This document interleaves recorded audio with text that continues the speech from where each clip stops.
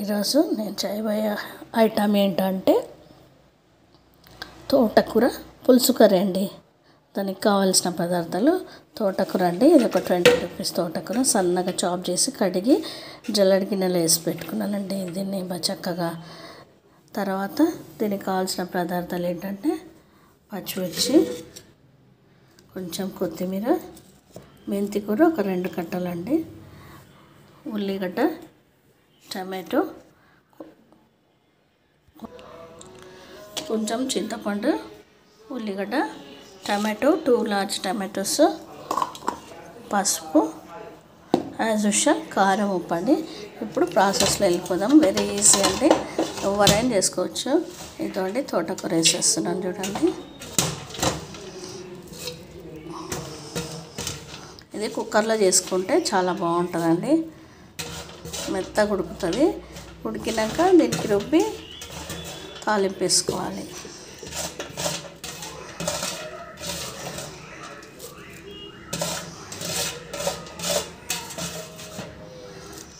Next ఇదండి tomato, ఇవన్నీ వేసేస్తున్నానండి. పచ్చిమిర్చి, మెంతికూర, కొత్తిమీర వేసేస్తున్నానండి.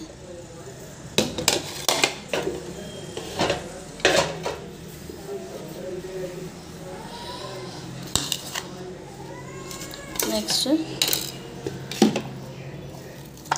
ఉల్లిగడ్డ,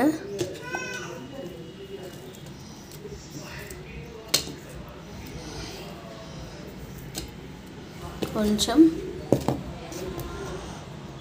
1/2 స్పూన్ పసుపు,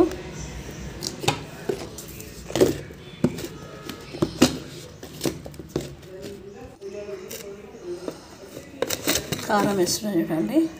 కట్టి పచ్చిమిర్చి వేసినాను కదా, కొంచెం వేసుకోండి. 1.5 స్పూన్ వేస్తున్నాను. కొంచెం వాటర్ వేసుకోవాలి.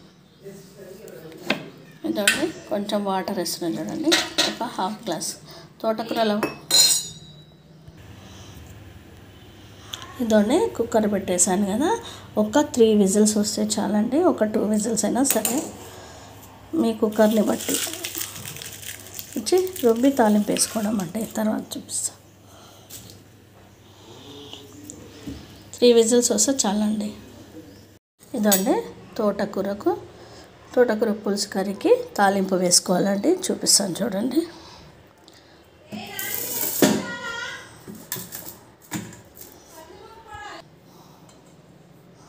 ఇదండి ఆవాలు, జీలకర్ర, శనగపప్పు,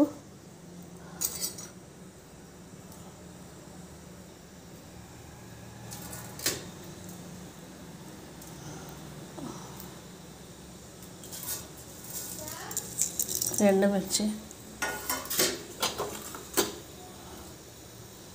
వెల్లుల్లి వేగాలండి. ఇది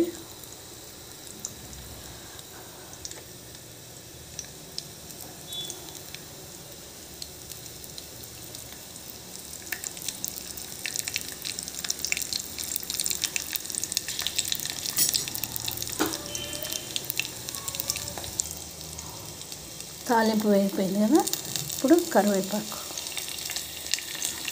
కరివేపాకు వేసాక కొంచెం ఇలా రెడ్ గోల్డ్ కలర్ వచ్చింది కదండి. ఇప్పుడు ఇందులో వేసుకోండి.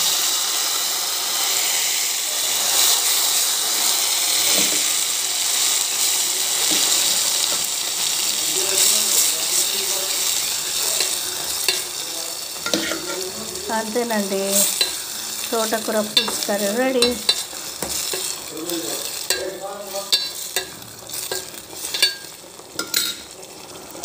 Thank you for watching. Like, share and subscribe for more videos. Thank you.